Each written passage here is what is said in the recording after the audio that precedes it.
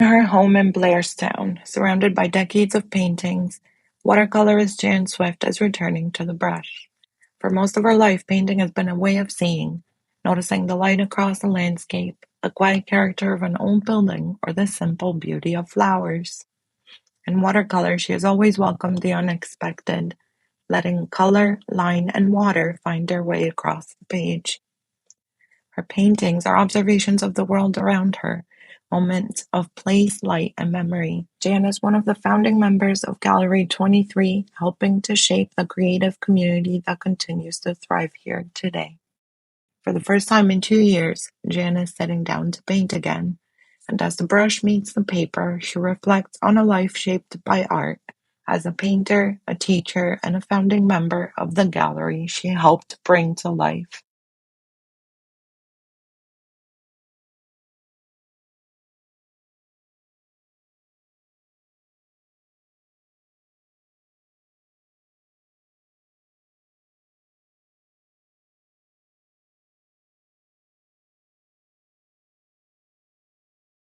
How many grandkids do you have, Jan?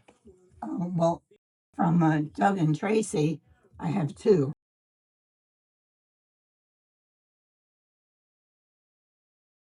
Uh, this is one of my grandchildren from Michelle, Jenny, and Marissa. This is Jenny. Mm-hmm.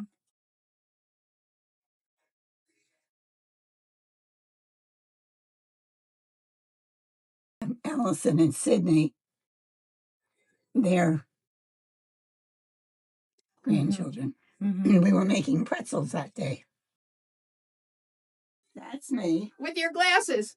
And the earrings. Said, Connie, I would love to have that puppet if your mommy doesn't want it. Mommy would really like the puppet. I said, okay. She came in again the next. She said, no, my mommy says you can have the puppet, but she wants the earrings. I said, oh. But I said, okay.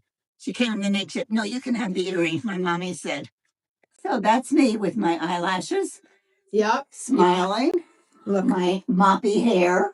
What grade was this done in? Second grade. I mean, I taught all grades from 1 to 8, but that was the second grade was my puppet lesson. Before the second grade came in, I would hide under my desk and I would put her on top. And they would come in and sit down. And I didn't realize the superintendent from Trenton was coming in with them. So there I am under the desk when he comes in. Morning, boys and girls. I said, today we're going to make puppets. And do you know who this is? This is Mrs. Sweater. Unbeknownst to us, Jan decided today would be the day she would pick up a brush again after 2 years. All right, when I started painting, I never really know what's going to happen. This may look like a mess, but that's okay. I first really didn't have a lot of time to paint while I was teaching and raising children. So after I retired, then I really started to paint. Why watercolors? Because with children, I could stop and start anytime. But I mean, I could stop right now and go cook dinner. Mm-hmm. I've always wanted to play teacher. So I would go in my grandmother's parlor, close the French doors, and teach my dolls and their imaginary friends. And I would also plink out tunes on the piano for music lessons. And this continued. I was always wanting to be an English teacher until I got to 10th grade, the way out history teacher.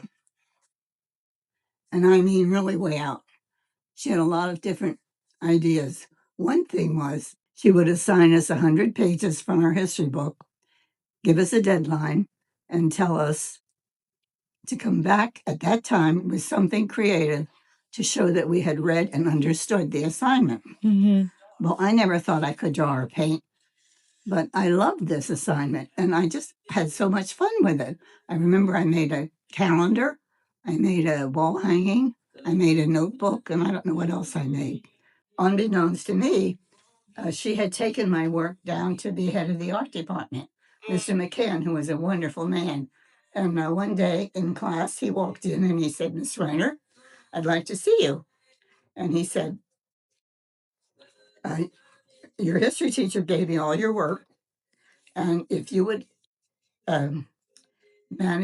if you would care to elect art as a major next year, I will give you 4 years of art in 2 years. So that meant I would be a junior.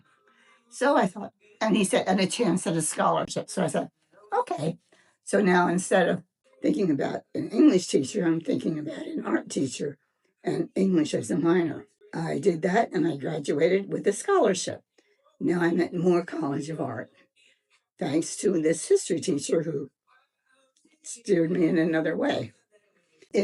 At Moore, I loved the design class. I absolutely loved it, designing napkins and tablecloths and anything that needed a design, wallpaper. So into this design class walks the head of the textile design department. And she said, Miss Reiner, I would like you to be interested in taking the textile design course. I said, well, thank you very much, but I really want to teach. She said, you would make a lot of money um, in 1 year to pay for all your 4 years because all the work goes to New York and they buy it up instantly. I said, no, I really want to teach art. She said, well, think about taking a 5th year in textile design. So I said, thank you very much. Well, I didn't. I took the 4 years and I was fortunate enough to get a job teaching in a new junior senior high. What made you not want to do textile design? Because I wanted to teach. So your path was clear from the Mhm. beginning. From a little Okay. girl on when I was teaching my dolls. Pursue your dreams, that's all. Work your hardest and see where it goes. Laura Corio approached about 3 or 4 of us and said she would like to start a local color exhibit in Blairstown and if we would be interested. So Sheila Grodsky, who was one of the founding members of the gallery, and myself, and actually Misty Mott and Phil Holmes, who was the art director at Blair, there were about 5 of us. And she rented the place along the Black Macadam Road uh, in Blairstown with those 2 buildings on the left that sit back. And she rented the one on the left. She had that for a year, and the landowner was terrible. We never were warm. The water was awful. So she found another place where the local, the gallery, the gourmet gallery is now. Okay. She rented that space. We were there for 3.5 years, and one of the first customers when we moved bought a something. I don't know, remember what it was, but it was $1,000. And she said, Laura said, I knew there was money in these hills. So it was a very successful little gallery for 3.5 years, and I sold a lot of work there. And then I think there were um, a lot more artists in there. And then at 3.5 years, she said she really was too busy with aging parents and a new baby, and she really wanted to give it up. But Karen Garson was one of the artists there, and her husband was in real estate, and he looked around and he found where Gallery 23 is now. So he somehow managed that, and that's when Gallery 23 started, after the 3.5 years that Laura Corio started Local Color. But most of the people at Gallery 23 don't know that. Diane Pratt was in there in the beginning too. Sheila Grodsky. And so that's how that started. But not for Laura, we wouldn't have had any beginning at all. April 2001. April 2001. And the title is Goodbye Local Color. Dear artist, it's been 3.5 years. Some of the best times of my life have happened while creating the gallery, and some of the worst has happened while trying to run it. So it's a big, long letter. The ending of Local Color is what marked the beginning of Gallery 23 that still exists today. For Jan, painting has never simply been about capturing a scene. It has always been about paying attention to light, to color, and to the quiet moments that might otherwise pass unnoticed. Over the years, these moments have filled sketchbooks, studio walls, and the homes of collectors and friends. But just as importantly, they have shaped a community. As a founding member of Gallery 23, Jan helped create a place where artists could gather, share their work, and inspire one another, something that continues to this day. Like watercolor itself, Her work reminds us that sometimes the most beautiful things happen when we simply allow the moment to unfold.